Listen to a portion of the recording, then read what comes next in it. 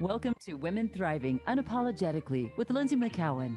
Over the next hour, you will hear raw, honest, and inspiring conversation between Lynsie and her guests, discussing how to thrive, live joyfully, and abundantly in spite of life's challenges. Now, here is your host, Lynsie McKeown. Hello, everyone, and welcome to Women Thriving Unapologetically. I'm your host, Lynsie McKeown, and we are here today on the Voice America Empowerment Channel. And yet again, we have another amazing guest. But before I invite this lovely woman into a conversation about rest, ritual, and Yoga Nidra, let's take a moment to pause. So wherever you are, whether you're standing or sitting down or even lying down, just take a moment to come into brief stillness and feel the flow of your breath, just gently in and out through the nose, and allowing the breath to bring you into this moment, away from the busyness of your life and the distractions, and simply be here in your body and with your breath. And just as you connect to your breath and your body, just come into this question. Where in your body, where in your life do you need more rest? Where do you need more rest?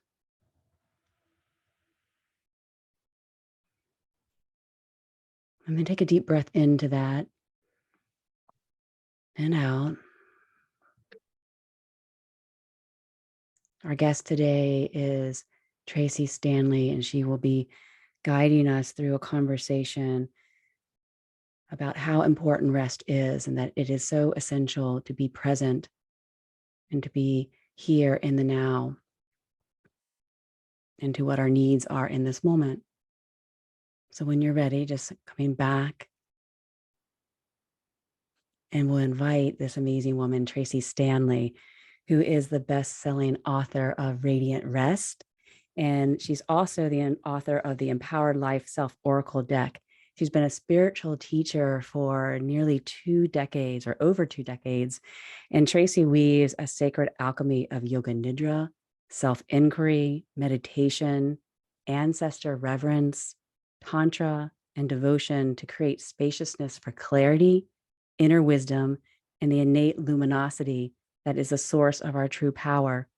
Tracee is currently writing her second book, and it's going to be published by Shambhala Publications, which will be released in 2023. And I simply can't wait because I absolutely loved Radiant Rest. And I know whatever you're going to put out is just going to be phenomenal. So Tracee, thank you so much for being here with us today. Thank you so much for having me. It's an honor. Oh my gosh, when you said yes, I was like, yay.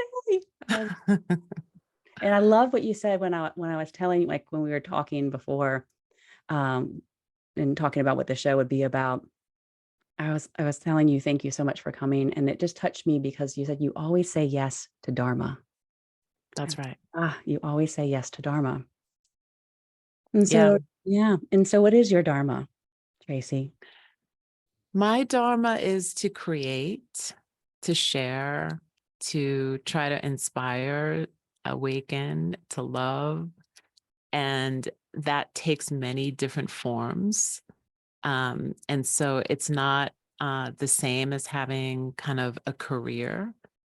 It's really about infusing everything that I do with those qualities. And to me, this saying yes, the part of Dharma was around the awakening, right? The inspiring, the remembering of who we are. So yes, when you say yes to Dharma, it becomes really easy to say no to things that are not dharmic. And so, it's important, therefore, to know what your Dharma is, like, and it's not, I loved how it wasn't something that had to do necessarily with career. It was very, beautiful and simple. And it's just such a guiding force for what to say yes to and what to say no to. And, we live in a culture that tells us that we have to do more and be more and be perpetually busy and adding so much on our plates just to feel like we're achieving something, that we're successful or that we're worthy. And yet it's, obviously, I mean, maybe it's not so obvious, but we're starting to see this in our health and our mental well-being. And you're coming in from the other angle and say, hey, no, let's not put so much on our plate. Let's actually bring rest back in. So how do we approach a culture that is so just, almost glorifying the overdoing, and come in and say, hey, this is a different way of doing? I mean, how much resistance are you getting to this? I don't get a lot of resistance kind of post early pandemic times, because I think that what we all realized when we were in the lockdown time and there was kind of, let's say, nothing to do with our job, and we had different kind of responsibilities. Maybe some of us had even more responsibilities because kids weren't going to school and we needed to caretake for parents. But I think a lot of people found themselves with time that they thought, oh, I'm going to rest during this time, or I'm going to do something during this time. And I think what happened is that people actually realized how exhausted they really were. So when you think, okay, I'm going to take this day to rest, and then you rest and you realize, oh, I still don't feel rested. I actually feel exhausted. And for the first time, because of this lack of perpetual motion, I'm actually getting to realize that there's this bone deep exhaustion within me. And I think that now that we're moving kind of into another phase of this pandemic life, that we're also realizing that there's a bone deep grief that is there as well, and a sadness. And so I feel like people are starting to embrace rest as a way to heal themselves, and to find more clarity. But, to answer the other part of your question, dominant culture always wants you to be looking outside of yourself for everything that you supposedly need to be worthy. So that validation is always going to be external. It's always going to be the one next thing that you need, whether it be, and it's always going to be something that you have to buy, right? It's never going to be anything that's free. So, so it's never going to be go out into nature and lay on the earth, or go out into nature and, kind of remember the awe of being alive. And I think that's something else that we may have also rediscovered during the time of the early pandemic and lockdowns, is that nature was really our only refuge. Yeah. Right. And we see that now when you see that there were campsites a couple of years ago that no one used to visit. And then now they're completely full and booked for the whole summer. Right. So we're continuing to realize that nature is a refuge for us. And then I think the other thing is just that we have to be awake to how we're being manipulated, and what our own kind of desires are, and how they're being used against us in a way, right? It's so dominant culture will tell you, you have to do, you have to produce. If you're not producing, you're not worthy, right? If you don't have something to show for the production, if you don't have something to show for your success, you're also not worthy. Right. So it keeps us in this constant grind of competing, comparing, and you can never get out of that unless you decide to pause. Right. And when you pause, you get to see where you are and how are you feeling and what's needed, and really be able to ask yourself, what do I need in this moment? Do I need the perpetual movement in this moment?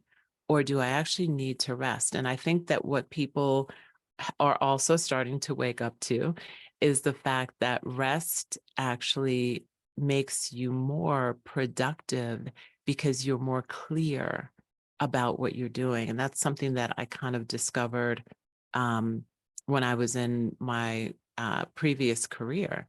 Luckily, I had these practices of Yoga Nidra and rest And what I noticed was that when I was rested, I was really able to be more focused and find solutions more quickly, not get as kind of in that fight or flight when things were in crisis. So yeah, I think that we're all starting to realize that. And when you see, the kind of biohacking community start talking about, yoga nidra and rest practices, it eventually is going to continue to trickle down into, the rest of the mainstream. There's so many pieces there that I would like to touch on, and just to highlight that, through rest, you can actually, and I hate to use the word be more productive, but you actually can get more done in less time and feel better. And that can be so difficult when we are in, what was the word you in the grind, when you're just sitting there at your computer and you feel like you're in that state of fight, flight, and you're just going and going and going. And it's difficult to pull away from that and know that, oh no, actually what I need to do is to pause and to rest, because I'm not really pulling from a place of inspiration or creativity. For me, it feels like I'm just coming from this place of intensity that feels, it's like false motivation is how it feels to me. Like I feel this power behind it, but then when I'm done, I feel completely depleted by it, instead of it being this coming from this place of inspiration, so that when I'm done, I still feel inspired and good. Does that make sense? Yeah, it totally makes sense. And it connects to what we touched on at the beginning of the conversation, is this idea of dharma, right? And knowing what it is that fuels you and that excites you, and what you're here to share and how you're here to share it. And so when we're in that, hustle, there a lot of times we haven't connected to, is this really what I want to be doing in the world? Is this really what I'm here to do in the world? And if we're not connected to that, then there is that false motivation, because the motivation is the machine outside of you that says you have to be doing something all the time in order to be and feel worthy. So, a lot of times people will judge, right? If someone is resting, it's not uncommon for people to judge, well, who do you think you are? Why do you get to rest? Right? You're not working hard enough. Mhm. You're taking too long of a vacation, right? So there's all these things that are kind of in place that need to really be dismantled, but they have to be dismantled within us first, Yeah. right? Before they can be dismantled outside. We have to understand why we are inherently worthy and good, um, without having all those external things. And so, of course, the way that you guide us to that place of, understanding, and through Yoga Nidra. And so I'd like to talk a lot about the practice, of the practice, I'm doing air quotes right now, of Yoga Nidra, because it's this idea that through rest, we create the awareness. And so, which is fascinating, because like, okay, how can I be, if I'm resting, be fully aware? This kind of like, okay, I'm going to go do this practice that where I feel like I'm falling asleep, but it's creating an awareness within me. Yeah. So, Yoga Nidra is often translated as the yoga of conscious sleep. And also, we can think about this idea of sleeping with a trace of awareness, right? So, there's said to be a place within us that is always aware and awake, right? It's always at rest, also.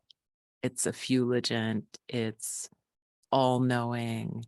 There's so many things we can say about it. We can say that it is this place of peace beyond words. And it is known as this place that is the fourth state of consciousness. And so when we think about the states of consciousness, we think about the waking state, right? The dreaming state and the deep sleep state. And then there's this fourth state. And it's said that this fourth state is always the one who's kind of watching, the one who's aware, but we're not aware of that place. And when we go into this place of Yoga Nidra is so many things. Yoga Nidra is a technique, right? It's a technique that we can become familiar with as a way to prepare for this state of awareness where we become aware of all of the states of consciousness.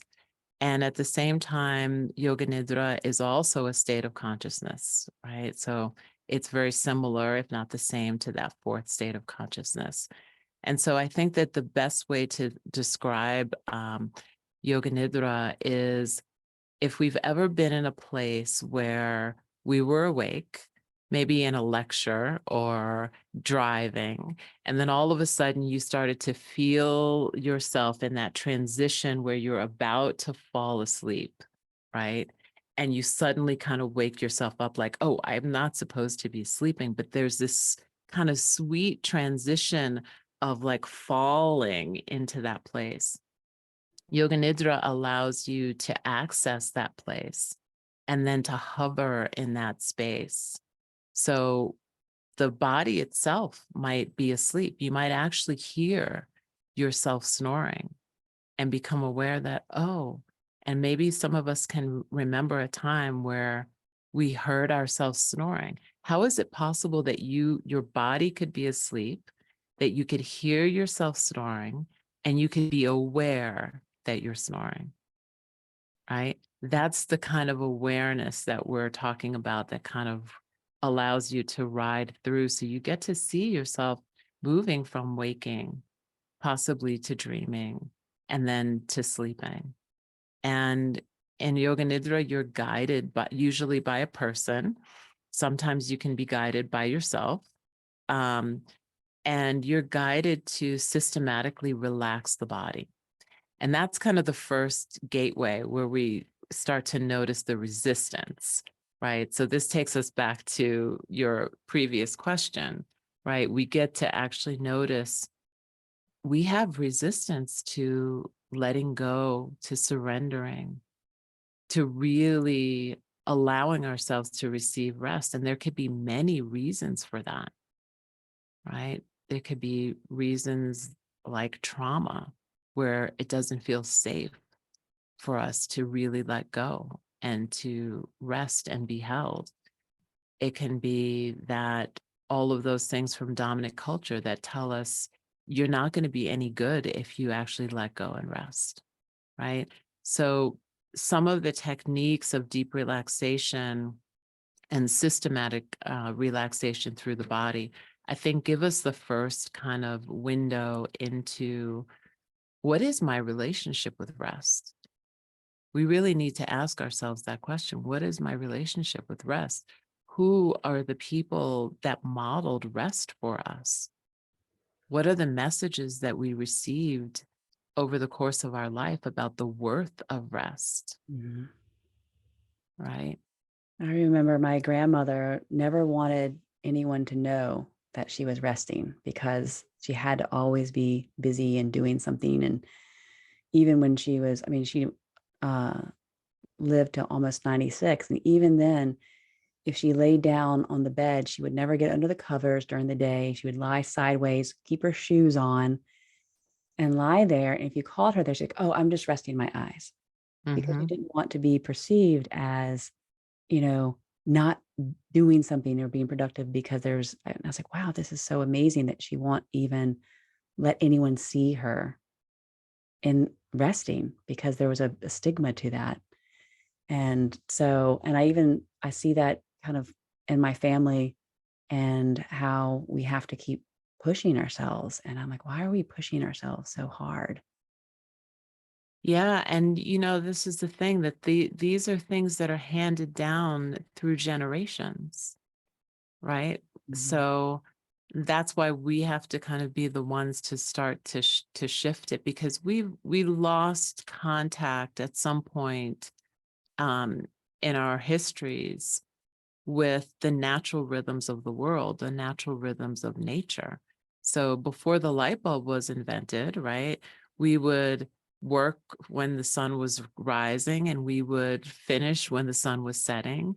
And we were in connection with those circadian rhythms.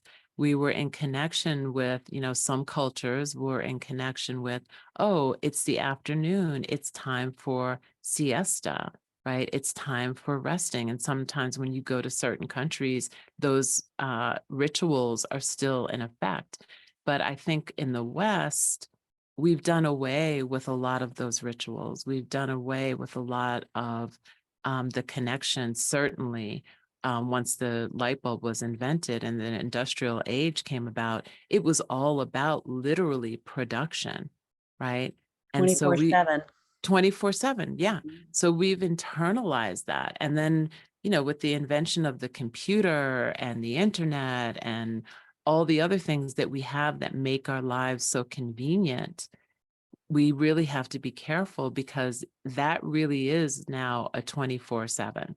Um, and you can't really turn that off a lot of times, right? It's like if you're doing your work a few minutes before you decide to go to sleep, your brain is still processing, even in the dream time, the things that you were doing during the day and the last things that you were doing before you went to sleep. So I think that being close to nature and really being able to, and I don't mean close in the way of you have to live in the forest somewhere. When I say close, I mean like pay attention to your natural body rhythms and start reconnecting to the time that the sun is rising and the sun is setting, and start to be aware of those transitions as they happen during the day, and just take a few moments to pause and rest your eyes, even, right? Just rest your eyes in your office or wherever you are, and give yourself just a 5-minute rest period 3 times a day, and it will make a huge difference. And so I know we have to go to break, but when we come back, I'd love for you to share maybe how, when we're so busy, especially women who are busy moms, entrepreneurs, caregivers, they're doing all the things, how they can bring in restful moments throughout the day, what that could look like for them. And also maybe we can touch back in on the generational trauma and how Yoga Nidra can help us unravel some of that. Does that Mhm. sound good? Sounds great. Okay, Thank you. so if you're listening, be sure to jump over to the Women Thriving Unapologetically Facebook group, and you get to watch and listen behind the scenes. And Tracee will be staying there with us after the show to answer all of your questions. So that's Women Thriving Unapologetically Facebook community. We'll be right back. All right, great job. All clear. Back in 2.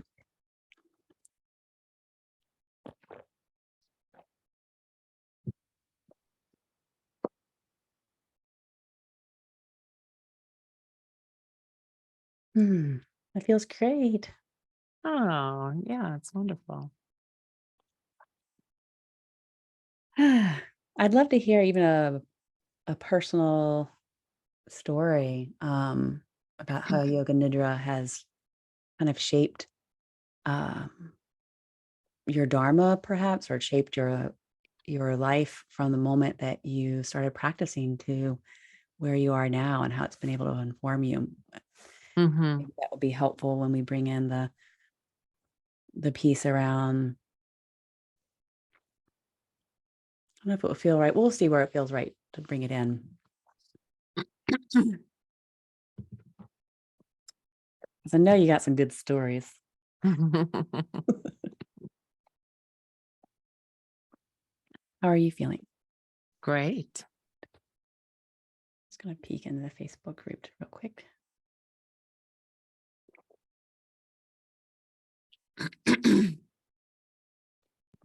Carolyn says, shouldn't we be human beings, not human doings? Yeah, I love that saying. Yeah. I've been finding it really,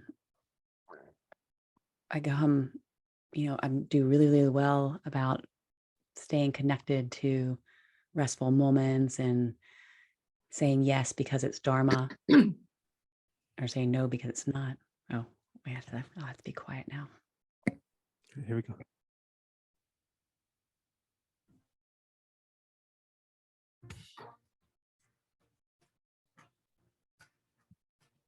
You're listening to Women Thriving Unapologetically with Lynsie McKeown. Have a question for Lynsie or her guests?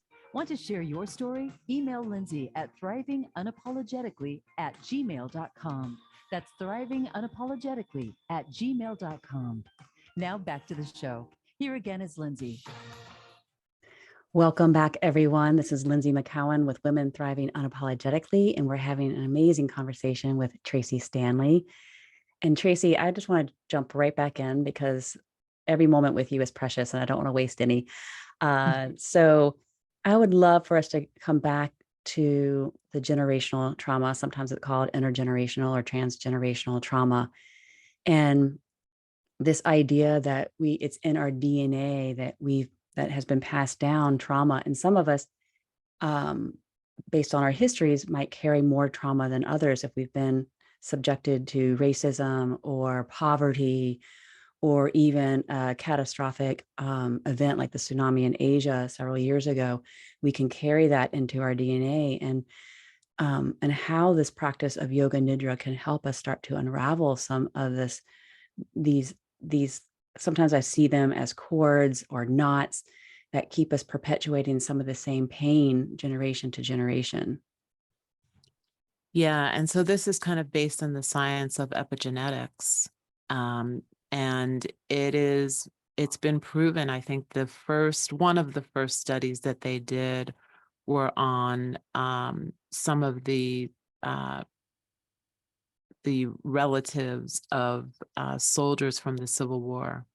And they started to notice that they had a shorter lifespan, and they were able to connect this to their ancestors that were in the Civil War. And so we all have generational trauma. We all carry generational trauma. There's something in all of our histories, whether it is being the descendants of enslaved people, whether it's being a descendant of someone from the Holocaust, we all have this kind of intergenerational trauma.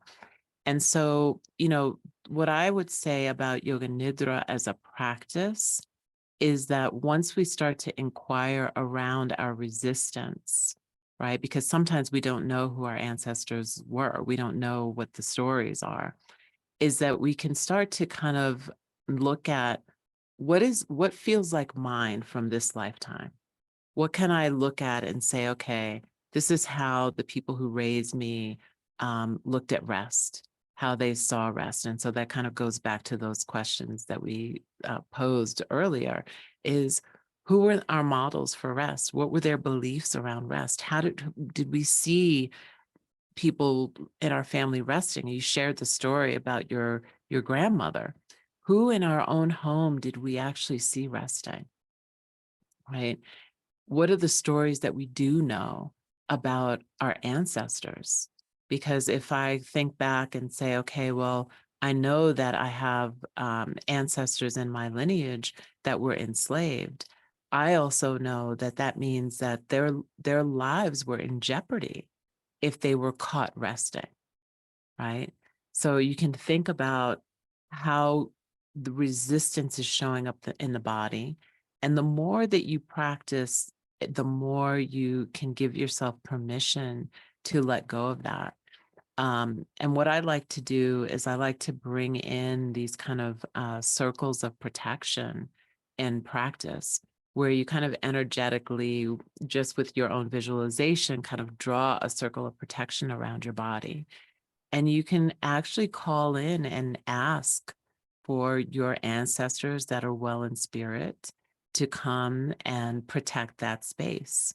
And hopefully you can also kind of ask a prayer or offer a prayer for all of the ancestors that have not rested and were not allowed to rest for whatever reason, that they receive part of your practice of resting.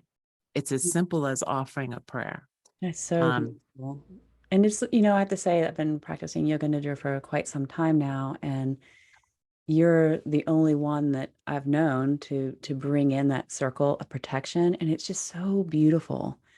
And the first time I did that with you, it was just like I felt myself soften more in that moment. Mhm. And I was like, wow, I hadn't experienced that in the other practices that I did. And like, what is that? You know, I know that there's been some trauma in my personal history. And then I was like, well, do I feel protected that I can actually relax and not have to be on guard? But then the more I practice with you, the more I can start to feel like, oh, there's something else there. Cause I don't know all of my ancestors. I know my direct line of bloodline, but anything beyond that, I really don't know.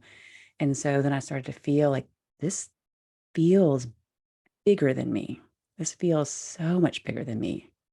I mean, it's such an interesting experience to have that. And then you're like, oh, now what do I do with all of this? Mm. Yeah, once you start to have a desire to connect with the ancestors, my experience has been that suddenly they just start appearing, right? And literally, and I don't, and also figuratively, but you know, there was a side of my family that I had no information on, you know, no idea. I knew a little bit about names, and that was basically it. And once I started to kind of offer these blessings, all of a sudden, someone from my family in Bermuda was like, "Oh, yeah, I have pictures of your great great grandparents from the 1800s. Oh, I have pictures of, I have the records of this, you know." And then I'm always on ancestry.com to try to continue to find people in the family tree. It's like, oh, here are the papers of your great great great great grandparents who were married, and they were married on the recording of this was kind of acknowledged on the day that they were freed as slaves. So Mm, we just have to know that there's more to uh, existence than what we can see. And I think that there's a great healing in being able to be connected to those who came before us, because it also helps you to reconnect with those rituals that have been lost, whether they be, you know, taking rest in a certain way, observing, you know, ways to honor grief, and because all those things are things that we need right now to be able to heal. wow. I love that story. And so do you feel like it's important to trace back to your ancestry, or do you feel, because for me personally, it feels like a lot of work. It feels like a lot to put on my plate. Right now, it doesn't mean that it will always be that way, but I find that just through the practice itself, I feel there's a remembering that's happening. And suddenly I'll feel myself being pulled to do a particular ritual that I hadn't done before, or I'm just starting to want to do things. I'm like, where is this coming from? Am I making this up? And then I just trust myself that in this moment, it's beautiful and it's what I need, and trust that there's a guidance there. Is that enough? Or do you feel like there is some, and it, I think it's whatever works for you, whatever you have the space for. We don't want to create another doing. I caught myself saying, is that enough? Because Yeah. that's It- my, I was like, you saw it. I yeah. noticed it. You saw Yeah. me do that. I was like, oh, I got it. I got it. Because I do that. Yeah. Enough. Yeah. Enough. It is. Am I It's enough? Am I enough. worthy enough? Yeah. Yeah, it is enough. It's like what we have space for, what we have desire for, is going to be enough. We don't want to create more doing that doesn't need to be there.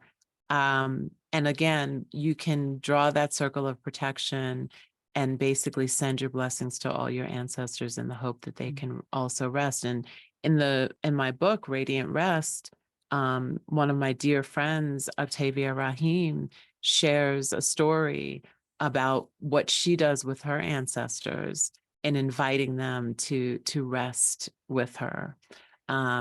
So these are this is real. You know, this is not woo woo. It's definitely real. And I think that, you know, it's just one example of how women and working moms, caretakers, teachers, those of us who are out doing because we have to support ourselves and our families, it's a beautiful way to think about practice as a householder. A lot of times we think about spiritual practice and we think, oh, I'll dedicate myself to spiritual practice, when I'm retired and I have more time and I'm not living in the city. And you visualize like the spiritual teacher as someone who's like living in a forest and doesn't have any responsibilities. And the truth of the matter is that the women in the household, um a lot of times are the ones that help to weave the practice through life, because the practice of spirituality or spiritual practice is a life practice. It's not something that you do just 5 minutes or 10 minutes a day on your mat, Yeah. right? So if we think about this as a weaving, then we can think about the weaving as taking moments through the day as you can, whether it's 3 minutes or 10 minutes or 20 minutes, that you take moments to pause, you take moments to rest, you take moments to breathe, you take moments to chant. And that can be something as simple as, when you wake up first thing in the morning before your feet touch the floor, you just sit in your bed and you take 10 breaths, just 10 conscious, intentional breaths, right? And when you step out of the bed, you basically place your foot on the floor with intention. And you pause for a moment and you take a moment to set an intention for your day. What is your hope? What is your wish for your day today? How do you want your day to feel? What do you want to give back to the people around you? And what do you want to receive? And then start to move into your day. I'm so glad you brought this in, because was one of my favorite. There's so many things about your book I love, but I really love that you had this section dedicated to the householder's flow, because I hear from women all the time, I don't have time, I don't have time, I don't have time. And you just broke it down so simply that it's a weaving of your spiritual practice throughout your day. It's not something that you have to carve an hour out or 15 minutes or 30 minutes or whatever it is to sit on a mat or a cushion. It's about how do you bring in those moment to moment connections that will create this sense of connectedness. And that and people get a little confused sometimes, I feel, with rest. It's in that moment that you're connecting that you feel, I personally feel rested, or I'm coming to that place of peace, or that place where I have the potential to be more rested if I spend a little bit more time there, maybe. But yeah, I just love that part about it. Yeah, and I think also this comes from dominant culture once again, that the longer the better, right? If I told you that I was like, an athlete and I was jogging every day, and you would say, well, how many miles did you go? Right? That's the first thing. And if I say, well, oh yeah, I jogged a mile today, you'd be like, oh, a mile? That's it. I really want to hear like 10 miles or 5 miles, and then I'm impressed. Yeah. Right. And so we have to let go of this thing around time, as it relates to our practice, because that's part of the commercialization of yoga, right? At some point, someone decided we're going to open a yoga studio and the classes are all going to be 90 minutes or they're going to be an hour, and that the practice isn't worth anything unless you're doing it for that period of time. So we've kind of been trained over the last, whatever, 30 years that a class is an hour long, right? I think it's shifting now, where people, they're doing polls and people are saying, I want a 5-minute practice.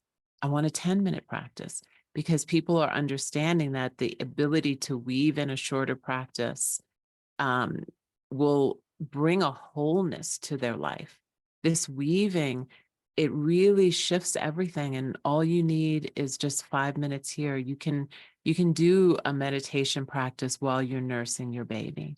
You can chant a mantra while you're cooking a meal, right?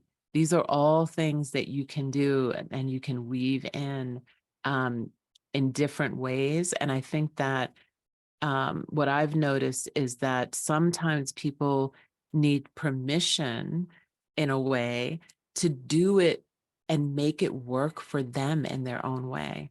And once they have that permission, which is why I wrote the chapter, Householders Flow in Radiant Rest, is people start to get really creative. They get really creative. It's like, oh, I can, when my baby's taking a nap, I can lay there in the same room and have 5 minutes of breathing. I can actually watch them breathe, and I can connect my breath to their breath. And that becomes like a practice for me. I've heard so many different stories from people that read that chapter in the book and were just like, went to town with coming up with creative ways in Oh which my they gosh, could I weave. wish that we could, I would love for you to like compile all of them, because I think sometimes we get stuck, like, okay, I'd get stuck that, okay, I have permission now, but what do I do? And then when someone gives me an example or 5, then my imagination can come back online, because my imagination sometimes feels like it's just been dampened by, all the shoulds and coulds and woulds and expectations and, attachments to the things I am supposed to be doing to be successful and happy and worthy. And then all of a sudden, oh, wait a second, this is totally different. This is totally different. And this is so doable. I would just love to see. Can that be Yeah. a book? What I do love, though, is that Yoga Nidra and these practices of deep relaxation, they actually help us to recognize transitions, Mm. because it is literally bringing you into a relationship with transition. Because each time we move through those states of consciousness, there is a transition. And we get to start to kind of recognize transitions during the day. And it shifts our relationship with time and space. Yoga Nidra, the practice, and Yoga Nidra, the goddess, shifts our relationship with time and space. And once your time and space starts to shift, you start to see, oh, there's a space here. There's a transition here. There's a moment here where I can actually rest back in this moment. I can take this moment and I can devote this moment of transition to something greater than myself, Mm. right? To being able to rest in that thing that holds the whole universe together. And I think that if we become aware of transitions, there's been probably, I don't know, maybe 300 transitions between the two of us since we've been on this call. We can think about that transition between the inhale and the exhale, and the exhale and the inhale. There's always a transition happening. You created a transition at the very beginning when you asked us to pause and to kind of center ourselves. There's been transition from one topic of conversation to another topic of conversation that was preceded by a pause. So if we can learn to see those transitions and to honor those transitions, the space and time in which we have to practice and in which we have to weave becomes expanded. And that's the magic right there. Everyone wants more time. And you can not create the time, but through those transitions and being aware, you have the experience of having more space and time.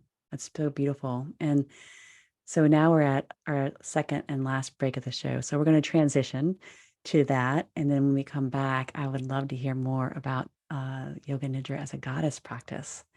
And I don't think a lot of people, I didn't know this. I think you were the first person to mention this and bring that into my awareness. So I want to make sure our listeners have an opportunity to hear more about that as well. So if you're listening, don't go anywhere. And if you haven't already, be sure to register for the upcoming Awaken and Nurture. It's a 3-day experience that I'll be guiding you through. Each day, I will lead you through a new practice that nurtures the sacred feminine. And guess what? The first day, we're going to be talking about rest and restoration, because that's the the foundation of everything.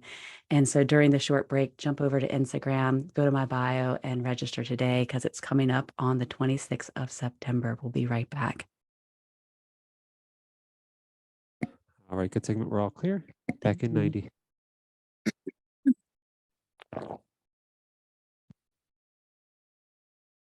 You make this so easy. So thank you, Tracee. Oh, you're welcome. I'm just going to go over to, I have to refresh the Facebook page to see if we have any. There's always a little bit of a lag. Okay, no questions yet. I have a little bit of a shy group. Yeah, it's hard to ask questions. Yeah, it's okay. I just loved having the space for it just in case. Yeah, For sure. Okay. And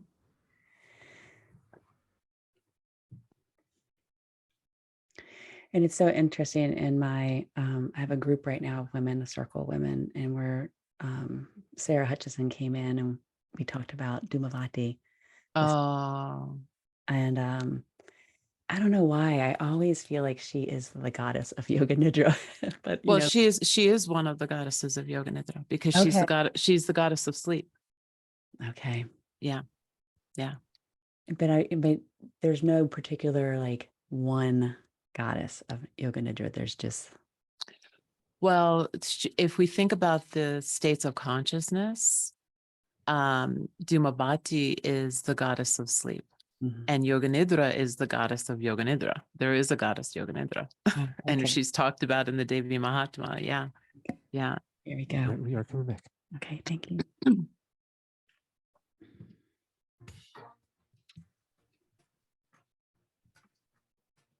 You're listening to Women Thriving Unapologetically with Lynsie McKeown. Have a question for Lynsie or her guests? Want to share your story? Email Lynsie at thrivingunapologetically@gmail.com. That's thrivingunapologetically@gmail.com. Now back to the show. Here again is Lynsie. Welcome back, everyone, to Women Thriving Unapologetically. We are having an incredible conversation with Tracee Stanley, author of Radiant Rest. And so we're going to dive back in and talk about the Yoga Nidra being an actual goddess practice. I did not realize that this practice, this technology was actually a practice that was a goddess practice. I'm going to just hand it over to you. I feel like I'm bumbling my words right now. So I want to give it to you, Tracee.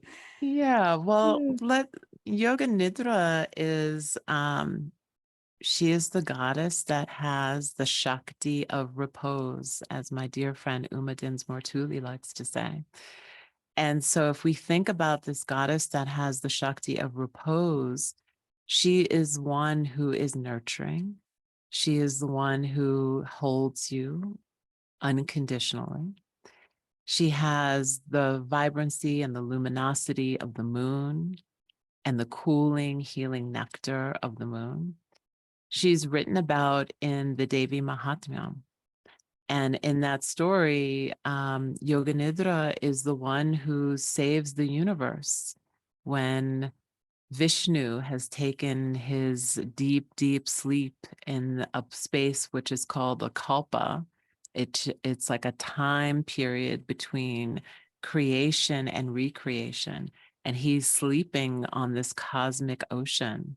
And he's sleeping in this period of time that to him is kind of a night's sleep, but to humans, it's like a 3,000 or 5,000 year sleep.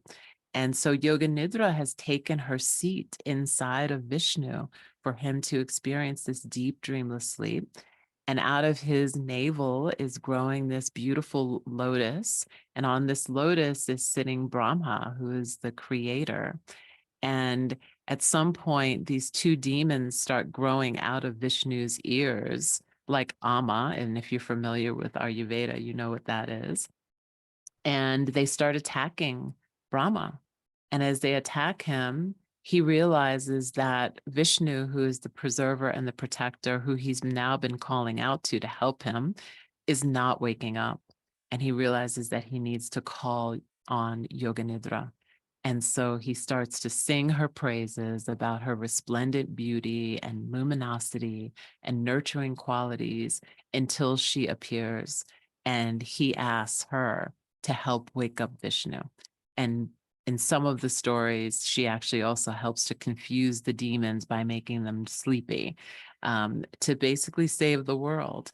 And so Yoga Nidra, if you think about Yoga Nidra as being this feminine quality of nurturing, it changes a little bit, because when we set up our Yoga Nidra nest, which is a place of like deep, comfortable, luxurious resting place, that we also think about, oh, when we're setting up our nest, we're actually setting up and creating a place for Yoga Nidra to take her seat within us.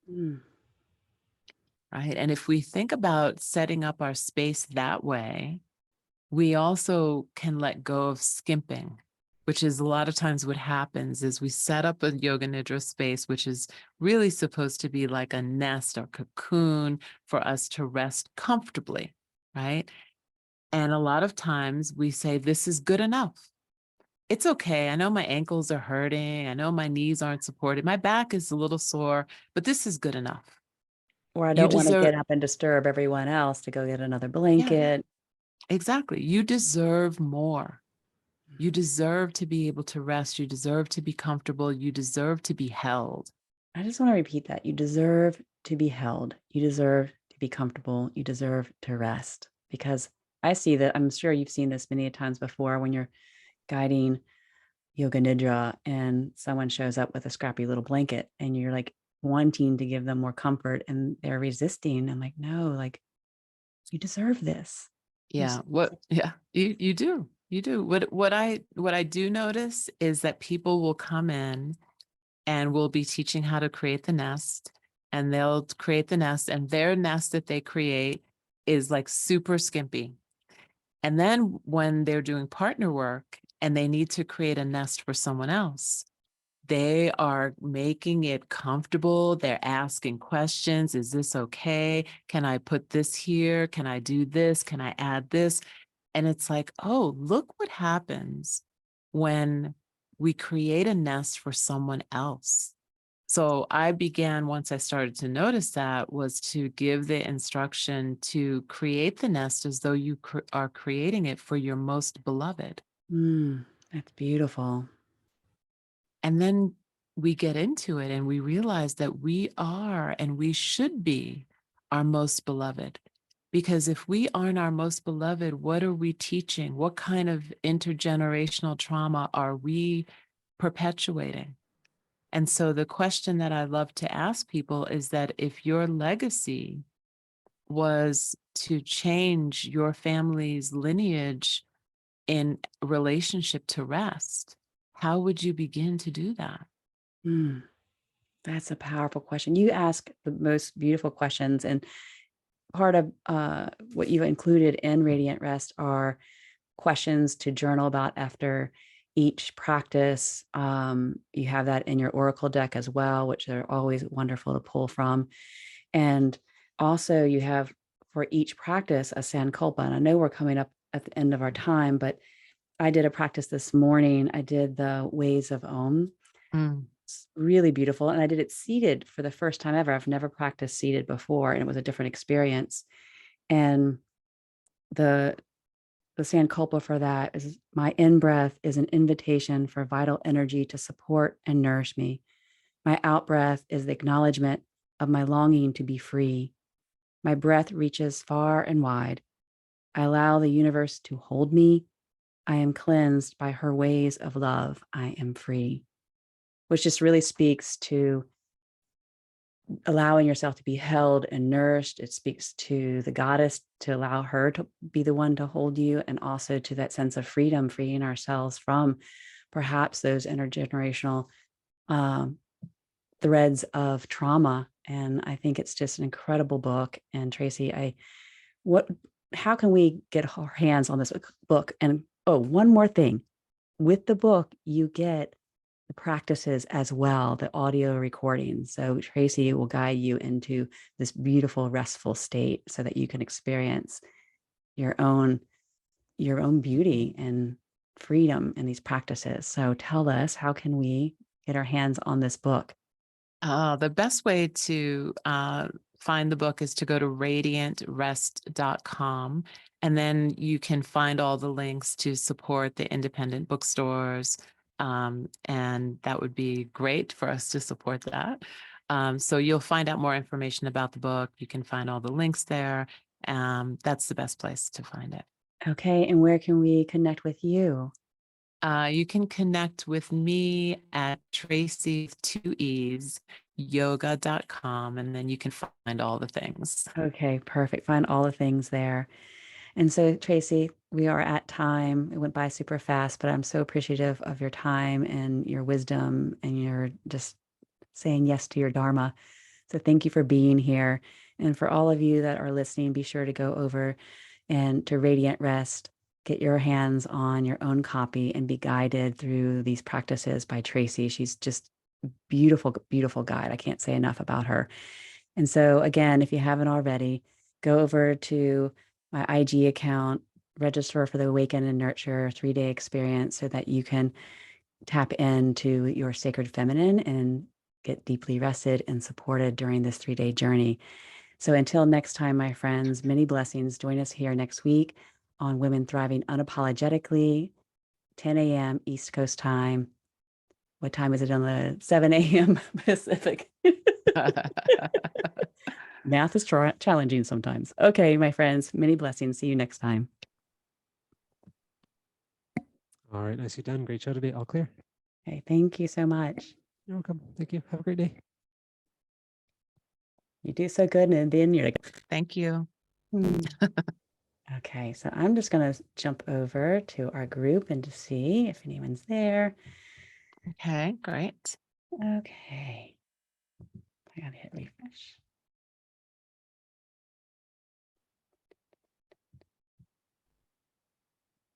Oh.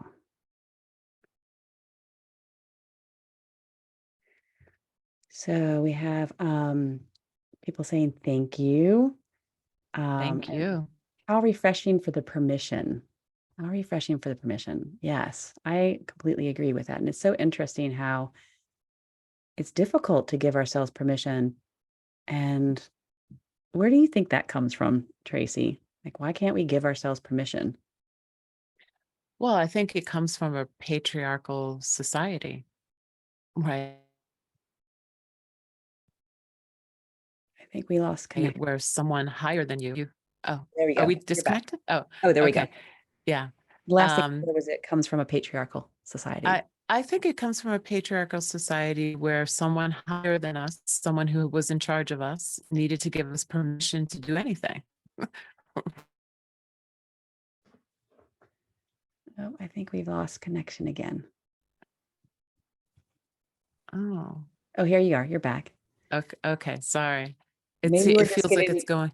We're getting signs. Okay, just time to wrap it up. Yeah, just stay with your own permission. Like look at this happens with teachers where you feel like you need the teacher's permission to do something. With it starts with the parents, right? You need the parents' permission to do something. So I think that it's just allowing yourself to ease into listening to what it is that you need, and then being able to give yourself what you need is really important. It's not selfish. And I'm always checking in with that, because we mentioned this during the live show that we had this structure about a yoga class should be like, and as a teacher, I'm like, oh, it has to be this long. And then when people wanted it shorter, I'm like, no, it can't be shorter. And then I would almost judge them because you're not getting enough. If you don't do this, you're not actually going to get the benefits of the practice if you don't do the 90 minutes, if you don't do the 75 minutes. And then it's taken a long time, especially when I started doing more Yoga Nidra, more goddess practices. I was like, oh my gosh, how militant was I? Like, that was just such, that was just coming. And I'm, and it's going to take this whole lifetime and many more to be able to remove those lenses of the patriarchy that I have to push. I have to have this structure. It has to be this way, or it has to be more. And now I just want to go back and apologize to all of my students. Like, no. So now it's just invited in that softness and permission. We can do a lot in a little bit of time.